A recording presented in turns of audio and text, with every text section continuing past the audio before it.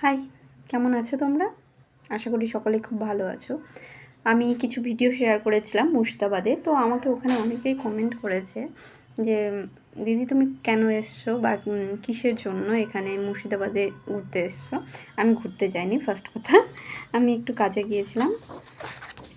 এই হচ্ছে তার কাজ, মানে আমার ডিএলএডের মার্কশিট এবং সার্টিফিকেট কিন্তু আমি তুলেছিলাম না, তো সেই মার্কশিট এবং সার্টিফিকেট তুলতেই কিন্তু আমি গিয়েছিলাম।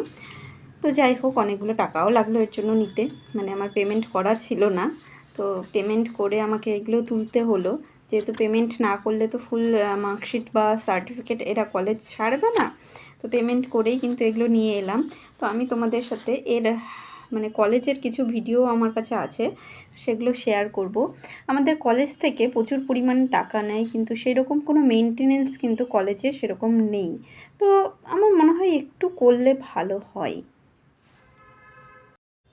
এই হচ্ছে আমাদের সেই কলেজ, মুর্শিদাবাদ দমকলের Gobindapur doctor B.R.. Ambedkar primary teachers training institute. তো এই যে কলেজটা দেখতে পাচ্ছ, কোনো রকম কোনো মেনটেন্যান্স কিন্তু এখানে নেই। যেখানে মানে যেরকম আছে পড়ে আছে জিনিসপত্র সেরকমভাবেই।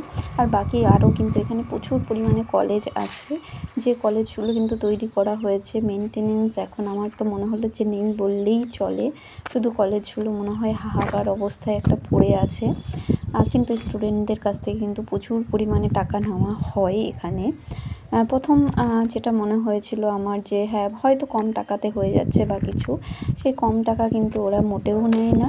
মানে ওরা শুরুর দিকে স্টুডেন্ট নেওয়ার জন্য কিন্তু প্রচুর কম টাকা দেখায়, কিন্তু পরবর্তীতে বিভিন্ন ফিস দিয়ে কিন্তু বাড়িয়েই নেয়।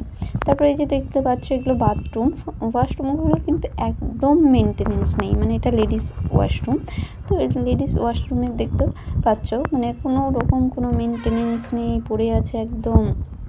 জলের ব্যবস্থাটা আছে কিছু কিছু জায়গায়, মানে সবটাতে নয়, কয়েকটা জায়গাতে জলের আছে এবং কিছু কিছু জায়গায় কিন্তু নেই। আমি 2-3 বছর আগে একটা ভিডিও দিয়েছিলাম এই কলেজেরই, তখন আমাকে অনেকেই কমেন্ট করেছিল যে দিদি তোমার কত পড়লো, বা ডিএলএড করতে গেলে এই সমস্ত কলেজ থেকে কত পড়বে। তো আমার যতটুকু ধারণা হলো এখানে কিন্তু এক একটা স্টুডেন্টের কাছ থেকে এক এক রকম টাকা নেওয়া হয়েছে। তুমি এখানে ফিক্সড কোনো টাকা বলতে পারবে না।